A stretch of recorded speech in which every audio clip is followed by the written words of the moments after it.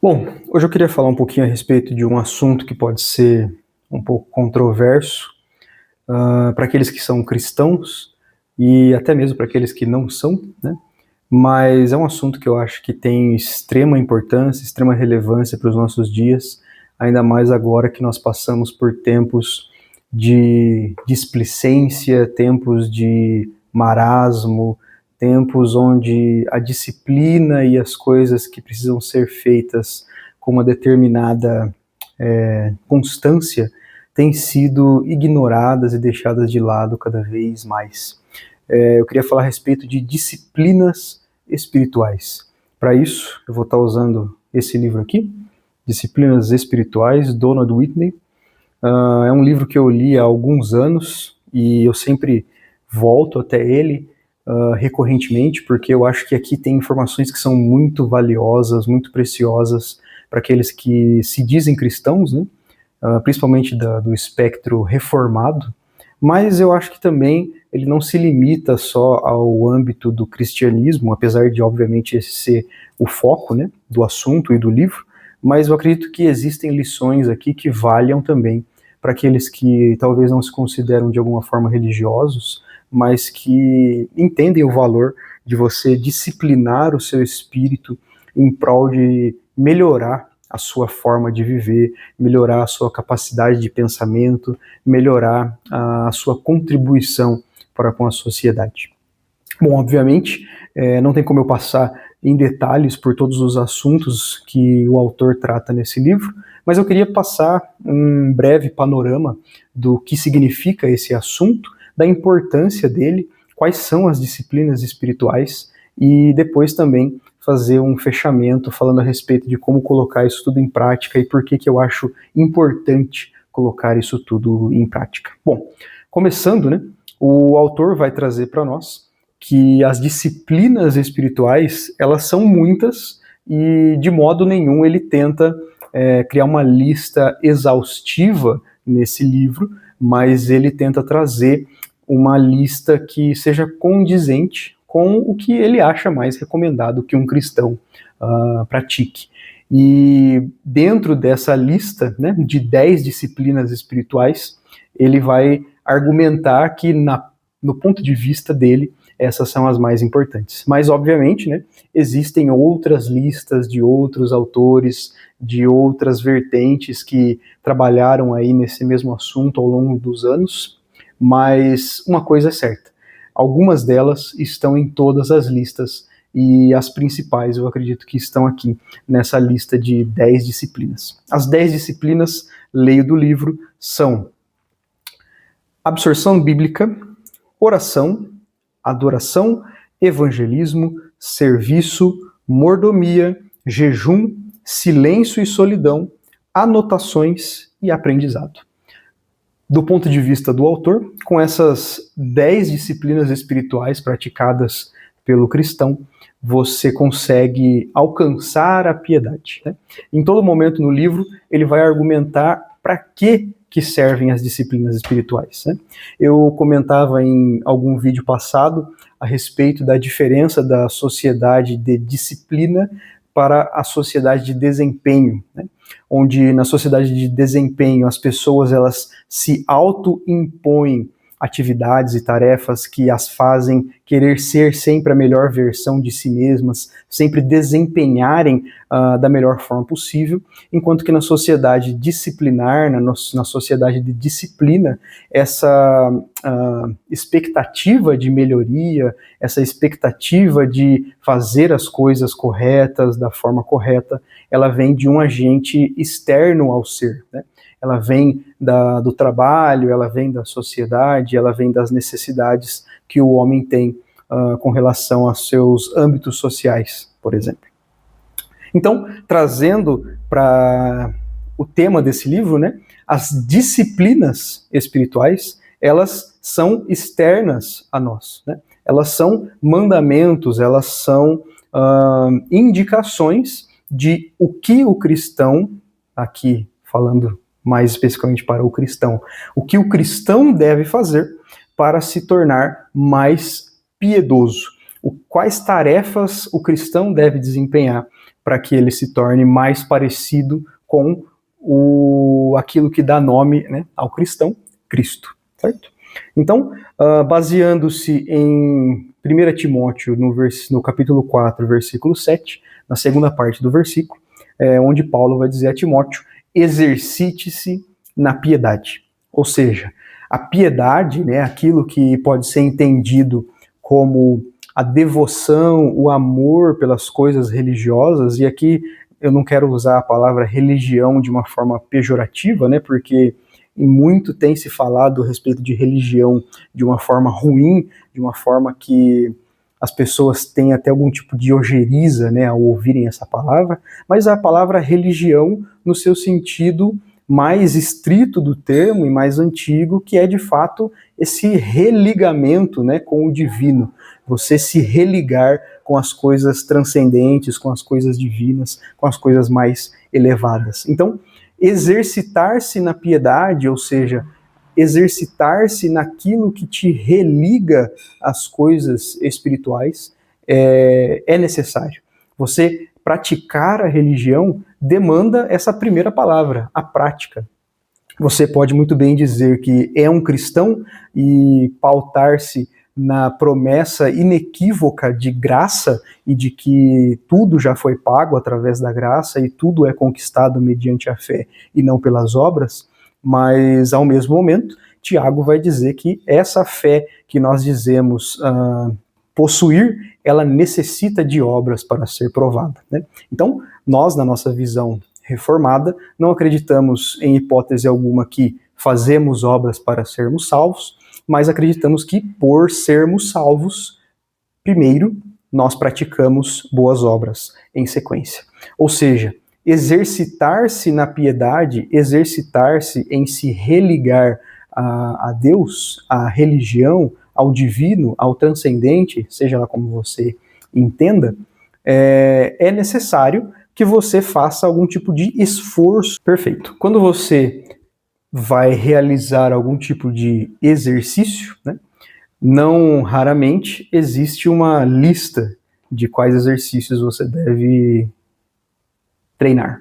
Quando você vai para academia, você tem lá o dia de braço, dia de peito, dia de perna, dia de costas e assim sucessivamente. Então, existe uma lista de quais músculos devem ser treinados para que você consiga alcançar um determinado tipo de físico que você deseja. Da mesma forma, nós podemos dizer que as disciplinas espirituais são uma lista de exercícios espirituais com os quais se alcança o físico desejado da piedade. Aqui, entre muitas aspas, né, fazendo uma mera analogia. Bom, como eu dizia, então, para o autor, né, Donald Whitney, nós temos basicamente 10 disciplinas espirituais. Eu vou passar brevemente por cada uma delas e a gente vai comentando ao longo do caminho o que eu vejo de mais importante em cada um desses pontos, mas eu encorajo grandemente que, se você se interessa pelo assunto e se você passar a se interessar pelo assunto a partir desse vídeo, que você procure saber mais a respeito e ler o livro, né? Esse livro aqui é fenomenal. Eu recomendo sem ressalva alguma para todo mundo que eu converso que fala a respeito desse assunto, sem ressalvas. Esse é um dos melhores livros cristãos que eu já li. Bom, começando então pela absorção bíblica. Na visão do autor e na visão de outros tantos que trazem listas de disciplinas espirituais, a absorção bíblica está sempre no topo da lista, como sendo a coisa mais importante de qualquer tipo de disciplina espiritual. Por quê? Porque nós entendemos que a Bíblia, né, as palavras escritas no livro, tinta sobre papel, são palavra de Deus, infalível, inerrante, inequívoca. Isso é um dogma, se eu posso dizer dessa forma. E a própria Bíblia se trata como sendo palavra de Deus, inequívoca e inerrante, né? Existem diversos textos que falam a respeito disso, e, obviamente, eu não vou entrar aqui no mérito dessa questão. Já partimos do pressuposto que você que me assiste, assim como eu, entendemos a Bíblia como sendo palavra de Deus, né? Então, a absorção da palavra de Deus, ela é extremamente importante, porque nós entendemos que não existe nenhum outro meio, nenhum outro método que seja possível conhecer a Deus, a não ser através da sua palavra revelada, né? Imagine que Shakespeare escreve Hamlet e ele quer participar da história de Hamlet. Hamlet não tem como saber da existência de Shakespeare, a menos que Shakespeare se escreva como sendo um dos personagens da história, né? E aí sim, Hamlet terá contato com Shakespeare. Com Deus é quase a mesma coisa. Deus se inseriu na história através de Jesus e essa inserção histórica foi registrada através dos escritos dos apóstolos, dos profetas, dos pais da igreja, e assim sucessivamente, né? Então, a absorção bíblica, ela traz até nós as verdades a respeito de quem Deus é, de quem Jesus é, de quem o Espírito Santo é, da sua obra redentora, salvífica, e assim sucessivamente. E o autor vai trazer aqui 6 formas de absorção bíblica, partindo da forma mais fácil até a forma mais complexa. A forma mais fácil de absorção bíblica é ouvir a palavra de Deus. Então, toda vez que você ouve a palavra de Deus, você ouve alguém pregando, você ouve o Cid Moreira falando, lendo os Salmos, né? Qualquer coisa do tipo, você vai absorver a palavra de Deus através da audição. A segunda forma é lendo a palavra de Deus, ou seja, aqui você já entra em um próximo nível de profundidade, onde você vai ter que gastar algum tempo sentando a bunda na cadeira, abrindo a sua Bíblia e lendo os textos bíblicos. O terceiro passo, depois da leitura, é você passar a estudar a palavra de Deus. Então, esses 3 primeiros tópicos são a parte mais fácil, se a gente pode dizer assim, da absorção bíblica. Ouvir, ler e estudar. Quando você se dedica a estudar a palavra de Deus, você começa a criar profundidade em entendimento, porque a fé bíblica, ela é, acima de tudo, racional, né? Mais uma vez, não vou entrar aqui em exegese de textos bíblicos nem nada do tipo, mas eu quero só trazer esse senso, né, que é muito distorcido hoje no meio cristão, de que a fé, ou a fé cristã, é algo puramente emocional, puramente fenomenológico, né, onde você tem pessoas se degladiando, pessoas pulando, rodando, girando, chorando, gritando e coisas do tipo. Isso não é a fé cristã. A fé cristã, ela é essencialmente racional. E quando você estuda a palavra através da razão, através do filtro da razão, que na minha concepção foi Deus quem nos dotou dessa ferramenta tão poderosa, você passa a entender com maior profundidade aquilo que você lê. Você passa a entender os porquês daquilo que está escrito. E aí aqui dentro do estudo, você vai, obviamente, passar a estudar não só a Bíblia em si, mas a história, você vai passar a estudar geografia, você vai passar a estudar literatura, poesia e coisas do tipo. Aqueles que se indispõem a ler e estudar a Bíblia por acharem ser um livro fabuloso, prosaico e arcaico, eles só denotam, né, só fazem evidente o seu profundo desconhecimento da riqueza historiológica, filosófica, literária que a Bíblia possui. Se uma pessoa fala para você que eu não me interesso por assuntos bíblicos, acho fabuloso, acho desinteressante, notadamente essa pessoa ela não tem conhecimento de causa a respeito daquilo que ela está falando. Bom, depois, ele continuando aqui a respeito de absorção bíblica na segunda parte, ele fala a respeito de memorizar a palavra de Deus. Com a memorização, você consegue guardar as coisas que são externadas na Bíblia, né, à mente, para que você tenha sempre à mão os recursos, né, as ferramentas das quais a Bíblia dispõe para que nós possamos desfrutar de graça e de crescimento em piedade. Depois ele fala a respeito de... Calma aí. Ele traz aqui muitos métodos de como você memorizar a palavra, porque obviamente não é uma coisa muito fácil, né? Mas aí ele fala a respeito de meditar na palavra, né?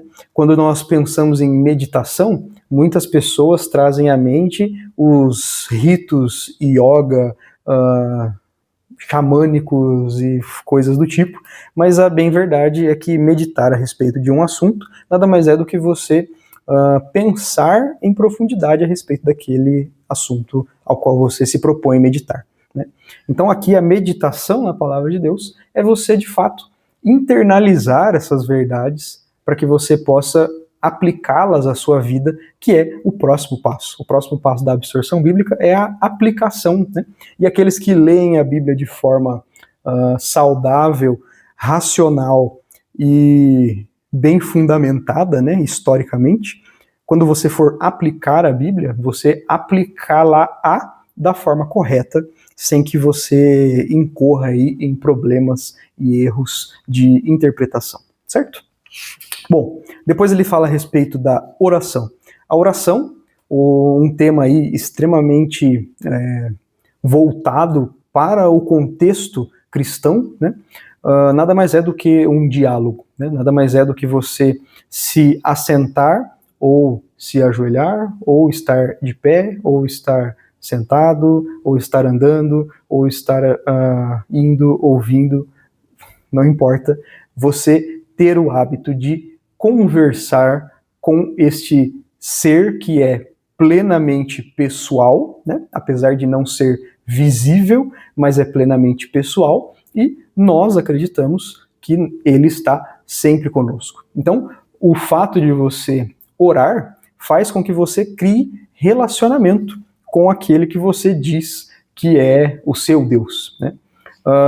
É necessário que nós oremos, é necessário que nós criemos esse hábito do diálogo com a figura divina, porque é impossível que você ame alguém, se dedique a alguém e não queira conversar com essa pessoa, né? É como um relacionamento embrionário, né, no início, onde os dois que estão ali se propondo a se conhecer querem conversar um com o outro o tempo todo, né? Você manda mensagem ao acordar, você manda mensagem antes de dormir, manda foto do almoço, manda foto do café da tarde, quer conversar o tempo todo. Da mesma forma, o nosso Deus, que é pessoal, que se interessa por nós e nós nos interessamos por ele, ele fala conosco através da sua palavra, nós falamos com ele através da oração.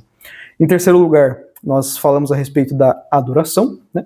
A adoração é um tópico que muito me cativa, né? Porque eu, como músico, eu adoro tocar e compor e cantar e tudo mais. Eu gosto muito, apesar de, obviamente, a adoração não ser única e exclusivamente a questão do canto, né, da música, ela se expressa de muitas outras formas, mas no contexto cristão da igreja, nós temos que sim, a adoração ela se expressa majoritariamente através do canto, majoritariamente através da música.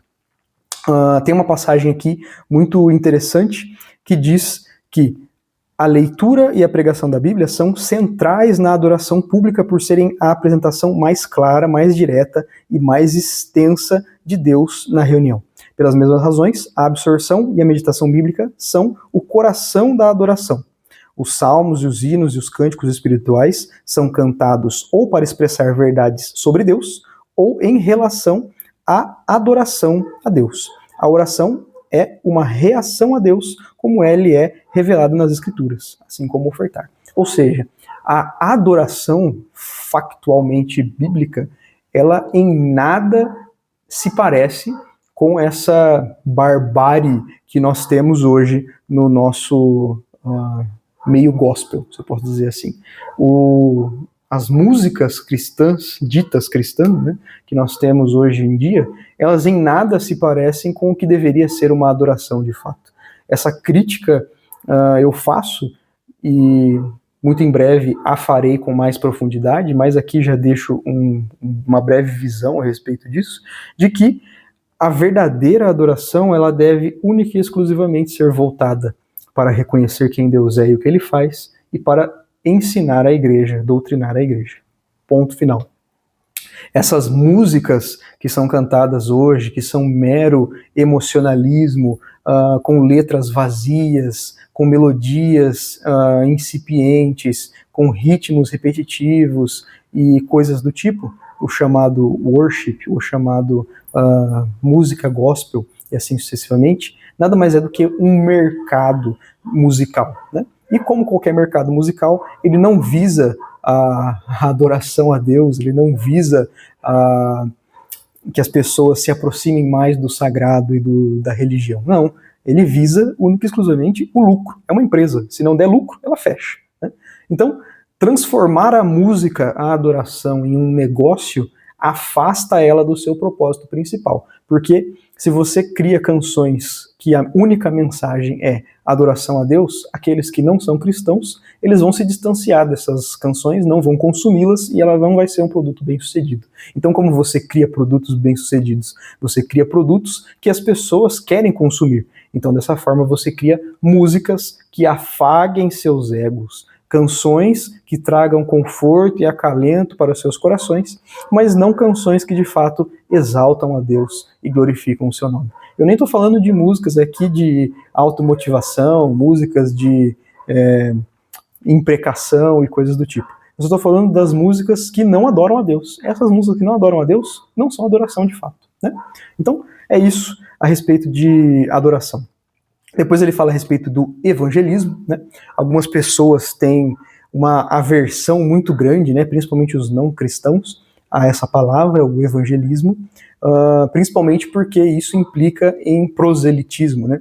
Proselitismo religioso, quando você leva a sua visão religiosa até outras pessoas. Mas o grande fato, e de novo, aqui tem muito assunto para ser aprofundado e eu não me aprofundarei, mas o proselitismo religioso já transformou positivamente inúmeras culturas, e se hoje nós vivemos em uma sociedade minimamente não barbarizada, minimamente social, civilizada, nós devemos isso em muito ao cristianismo. A cristianização do Ocidente, que proporcionou aos seres humanos uma vida mais digna, mais concisa, mais próspera, né? Então, o evangelismo ele faz parte integral das disciplinas espirituais e aquele que é cristão deve se propor inequivocamente a espalhar a mensagem do evangelho por onde quer que ele vá. Obviamente, não estou falando de você obrigar as pessoas, de você inserir goela abaixo a sua visão religiosa, mas de fato que você demonstre através de atos e estilo de vida o que é ser cristão, né? Não é simplesmente você falar, mas é você agir como tal, e assim as pessoas verão que você tem algo que elas não têm e que elas hão de desejar. É basicamente essa a ideia. Depois ele fala a respeito de serviço, né? E essa é uma outra palavra bastante controversa nos nossos dias, né? Porque muitas pessoas, se não a maioria delas, se não todas elas, querem ser servidas e não querem servir. O serviço é você se pôr à disposição das outras pessoas, é você abrir mão, muitas vezes, do seu tempo, abrir mão daquilo que você gosta, abrir mão daquilo que você está acostumado a fazer, para que você dedique esse tempo, esse esforço, esse momento da sua vida a outra pessoa, né? Então, viver em serviço é doar a sua própria vida em favor de outras pessoas. E isso é uma característica profundamente cristã, uma característica profundamente religiosa, no sentido bom do termo. Então, o serviço é uma das disciplinas espirituais. Depois ele fala a respeito de mordomia. A mordomia nada mais é do que você cuidar com esmero daquilo que não é seu, né? E aqui ele vai trazer alguns exemplos de mordomia. Ele vai falar a respeito do tempo, ele vai falar a respeito do dinheiro, né, das riquezas, ele vai falar a respeito da natureza. A respeito do tempo, o tempo que nos é dado por Deus nessa vida, ele não é nosso para que nós o gastemos da forma que nós quisermos.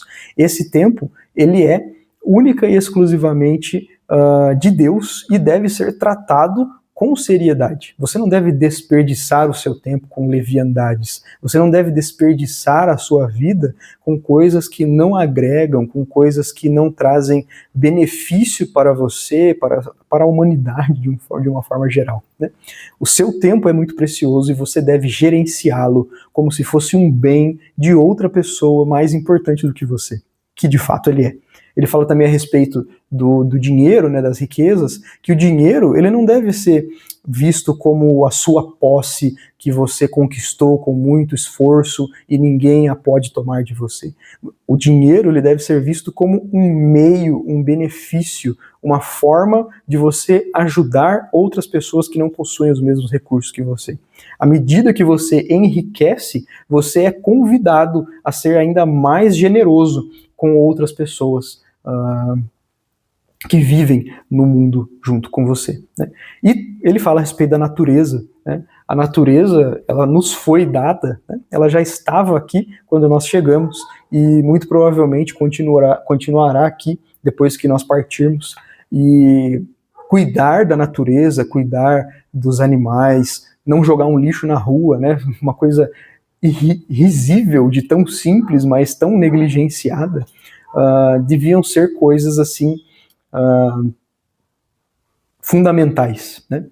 Não é nosso e nós devemos cuidar para que isso se preserve para as próximas gerações. Então ele vai falar a respeito de mordomia com esse viés.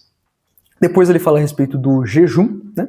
O jejum nada mais é do que você não se alimentar, você se abster de alimentos, não porque você deseja esmurrar a sua carne, né? Não porque você deseja causar mal a si próprio, mas porque a partir do momento que você se priva das suas próprias vontades e desejos que a sua carne urge por cumprir, por satisfazer, você desvia o foco de satisfazer esses desejos que são momentâneos, que são muitas vezes até mesquinhos, né?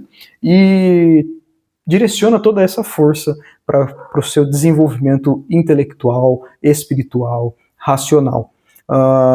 Existem muitas formas de se fazer um jejum, né? O jejum, basicamente, ele sempre foi tido como a abstenção de alimentos, mas ele pode ser uma abstenção de, sei lá, redes sociais, uma abstenção de alguma coisa que lhe dá muita satisfação, muito prazer, você vai passar uma noite em claro em prol de oração por seus familiares, por seus amigos, alguma coisa do tipo, né? É você abrir mão de algo que satisfaça a sua carne, a sua vontade física humana em prol da sua edificação espiritual. Bom, seguindo, ele fala a respeito de silêncio e solidão, e aqui é um assunto que muito me interessa e eu vou confessar que eu só comprei e passei a ler esse livro porque quando eu pesquisava a respeito do assunto, eu vi os tópicos e eu li lá nos tópicos, né, falando a respeito de silêncio e solidão como sendo uma disciplina espiritual. E eu falei, cara, que coisa interessante, né? O silêncio e você se pôr em solidão para você refletir, para você poder ouvir os seus pensamentos, para você poder ouvir as coisas ao seu redor, se abster da fala, né? Se abster da companhia de outras pessoas por um tempo. Nós somos fundamentalmente seres sociais, né? Então a companhia de outras pessoas nos faz bem. Então é nos abstermos desse âmbito social, nos abstermos desse barulho que nos perturba todos os dias, de modo a podermos nos concentrar única e exclusivamente nas coisas espirituais, nas coisas da mente, da razão, do intelecto, né? E eu acho interessante que muitos lugares hoje são lugares barulhentos, né? As pessoas moram em lugares barulhentos. Em todo lugar você tem uma música, em todo instante você tem um barulho de moto, um barulho de cachorro, um barulho de carro, um barulho de trator, de ônibus, buzina, gente gritando, gente brigando, coisas do tipo. Isso perturba as nossas mentes, isso causa um ruído muito grande na nossa cognição. Então, você se forçar, se exercitar viver alguns momentos de silêncio e solidão são extremamente benéficos para a mente e para o coração e fazem com que você possa desenvolver a habilidade de entender os seus próprios pensamentos, de ouvir os seus próprios pensamentos. E isso é de fundamental importância. Bom, caminhando aqui para os últimos, ele fala a respeito de anotações, né? E desde que eu li esse livro, eu tenho mantido um diário, né? E aí ele fala que as anotações elas servem principalmente para você poder se medir ao longo do tempo. Quando você escreve registros a respeito da sua vida, você consegue mensalmente, anualmente, semestralmente, fica a seu critério, revisitar essas inscrições e ver como você pensava há algum tempo atrás e averiguar se o seu intelecto tem evoluído, averiguar se as suas vontades têm evoluído, se os teus desejos têm sido aperfeiçoados à medida que você vive, né? E é interessante que a gente pare para pensar nisso, né? Porque numa sociedade onde muitas pessoas estão pensando em desempenho, poucas realmente fazem o acompanhamento dessa automelhoria, né? As pessoas querem a automelhoria, a melhoria contínua de si mesmos, mas poucos fazem o acompanhamento sistematizado para ver se de fato estão melhorando. Então, as anotações elas servem para isso. E também, não só para você se auto-averiguar à medida que o tempo passa, mas para você descarregar a sua mente, né, que às vezes fica perturbada, que às vezes fica barulhenta, e você precisa de alguma forma colocar essas coisas num papel para que aquilo saia de dentro da sua cabeça e fique ali registrado num papel onde você pode consultar depois, sem ter que guardar muitas coisas na mente. Eu tenho feito isso e para mim tem sido muito benéfico, já faço isso há anos e recomendo profundamente. E por último, o aprendizado, né? Aqui ele vai falar a respeito do aprendizado de uma forma mais geral, né? Quando a gente pensa lá no começo, né, a respeito de estudar a Bíblia, né, nós estamos falando de aprender única e exclusivamente através do livro sagrado, o livro da Bíblia. Mas quando ele fala a respeito de aprendizado, ele fala de aprender a respeito dessas coisas com outras fontes de aprendizado, sejam vídeos no YouTube, sejam outros tipos de livros, seja palestras, seja qualquer coisa do tipo, né? Então, o aprendizado, ele deve ser uma coisa contínua nas nossas vidas. O aprendizado não pode ser de maneira nenhuma, em momento algum, deixado de lado.